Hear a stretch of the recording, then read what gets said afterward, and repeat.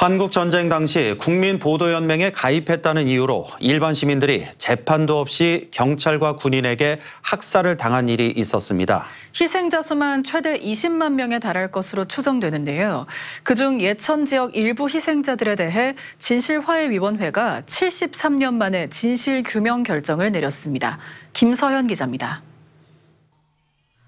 경찰로 30년을 일하다 지난 2006년 정년퇴직한 뒤 고향 예천으로 귀촌한 74살 이용가 씨. 하지만 젊은 시절 경찰이 되는 길은 험난했습니다. 석연치 않은 이유로 순경시험에 내리 3번 낙방했던 이 씨. 그제서야 어머니는 어렵게 입을 떼셨고 아버지가 한국전쟁 당시 국민보도연맹 사건으로 돌아가셨다는 사실을 알게 됐습니다. 그 총소리가 막 나고 끝나고 난 뒤에는 나중에 뭐 소식이 우리 아버지 그거 돌아가셨다지 이래 되는 거예요. 그래서 이제 우리 엄마가 새색시 아닙니까? 가가지고 막 새끼줄에 묶이는 걸 이제 막 해치고 피범벅이는 걸 이제 제키고 이제 이래가지고 이제 끌어낸 거예요. 하지만 아버지의 억울한 죽음을 규명하는 일은 쉽지 않았습니다. 행여나 경찰이 된 아들이 해를 입을까 염려한 어머니의 반대가 강했던 겁니다. 이런 지하에 나는 꼴도 보기 싫고 다시 또 네가 현재 경찰에 있는데 왜 될는지도 모르고 하기 싫다 이게. 왜요? 아니 또 그런 참혹한 일이 다가올지 예상을 못하는 거지. 겁이 나서. 최근 진실화해위원회는 예천군에서 국민보도연맹에 가입된 주민들의 무고한 희생이 있었다고 인정했습니다.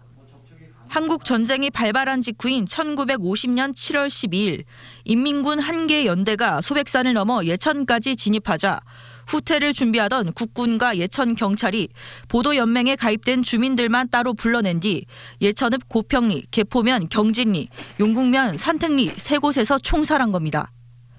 예천의 벼락고개라고 불리는 곳입니다. 진실화해의 일기조사에서 밝혀진 것만 40명이 넘는 마을 주민들이 이곳에서 무참히 살해당했습니다.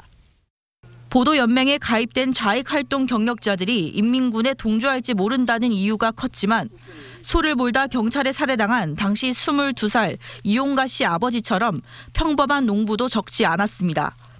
진실화해위원회는 예천 지역 주민 10명이 집단 살해된 사실을 인정하고 국가와 예천군의 사과와 명예회복 조치, 추모 사업 등을 권고했습니다. 하도 감격스러워서 가져오면서 바로 용궁 마트에 가가지고 포 하나 사고 술 하나 사고 과일 하나 참외 하나 사고 이래가지고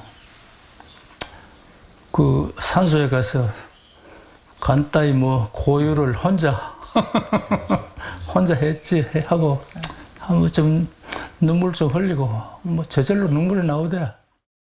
지금까지 예천에서 진실규명이 결정된 보도연맹 희생자는 모두 69명이지만 유족들은 최대 150명에 이른다고 보고 있습니다. 하지만 재적 등본이나 조사 보고서 등 기록이 많지 않아 규명에 어려움이 큰 상황입니다.